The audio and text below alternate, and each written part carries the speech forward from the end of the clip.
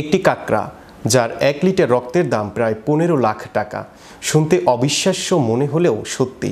সাধারণ মানুষের কাছে এটি পরিচিত না হলেও চিকিৎসা বিজ্ঞানে রয়েছে এর ব্যাপক জনপ্রিয়তা। কিন্তু এই কাঁকড়ার রক্তে কী এমন আছে যা এত মূল্যবান? বিস্তারিত থাকছে ডেস্ক রিপোর্টে। এই কাঁকড়ার নাম হর্স ক্র্যাব বা রাজ কাঁকড়া, যার 1 লিটার রক্তের দাম প্রায় 15 লাখ টাকা। একটি দুটি নয়, এর শরীরে রয়েছে 10টি চোখ। শুনতে অবিশ্বাস্য মনে হলেও সত্যি। এর রক্ত লালের বিপরীতে নীল হয়। শুধু তাই নয়, করোনা মহামারীর বিশ্বজুড়ে যেখানে সবার নজর ছিল কিভাবে দ্রুত একটি নিরাপদ ও কার্যকর ভ্যাকসিন তৈরি করা যায়, সেখানে সমুদ্রের এই ছোট্ট প্রাণী মানুষের জীবন বাঁচানোর লড়াইয়ে গুরুত্বপূর্ণ ভূমিকা রেখেছে।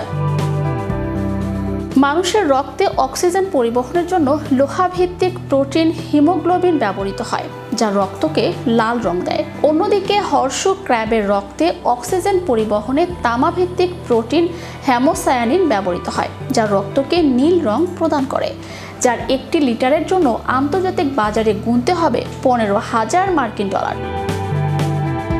সাধারণত বিভিন্ন ভ্যাকসিন তৈরি হলেও সেটি মানুষের শরীরে প্রয়োগ করার আগে নিশ্চিত হতে হয় যে এতে কোনো ক্ষতিকর ব্যাকটেরিয়া আছে কিনা, আর তখন ভ্যাকসিনের প্রতিটি ডোজে ক্ষতিকর ব্যাকটেরিয়া পরীক্ষা করতে ব্যবহৃত হয় এই রক্ত।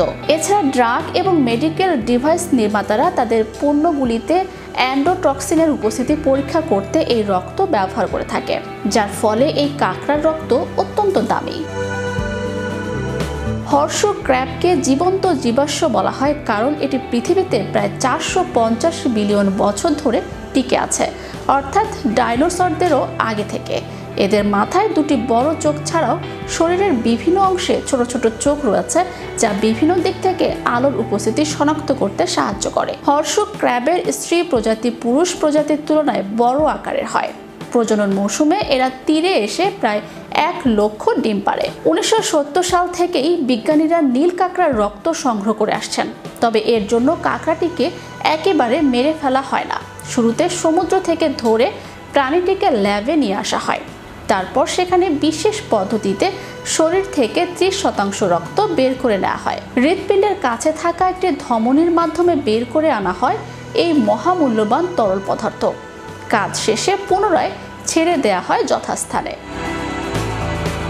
মূলত আমেরিকা ও এশিয়ার কিছু উপকূলবর্তী অঞ্চলে পাওয়া এই কাঁকড়ার রক্তের চাহিদা ব্যাপক, তবে বাণিজ্যিকভাবে রক্ত সংগ্রহ ও পরিবেশগত কারণে এদের সংখ্যা দিন দিন কমে যাচ্ছে।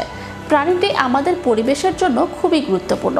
এদের রক্ত থেকে অনেক ধরনের ওষুধ তৈরি হয়, তাই এদের সংখ্যা কমে যাওয়া আমাদের সবার জন্য ক্ষতির কারণ হতে পারে। তাই এর নির্ভরতা কমাতে বিকল্প রাসায়নিক প্রস্তুতের চেষ্টা চলছে। চ্যানেল ইউরোপ, বিনোদন ডেস্ক।